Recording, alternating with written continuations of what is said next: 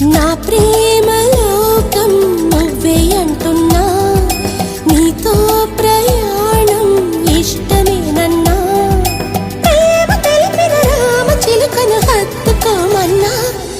చెప్పాలనుంది చిన్న మాటైనా, ఆగనంది దాగనంది లోలోనా, ఇన్నాళ్ళ నుండి ఉన్న మాటైనా, ఇప్పుడేగా చెప్పమంది ప్రేమైనా.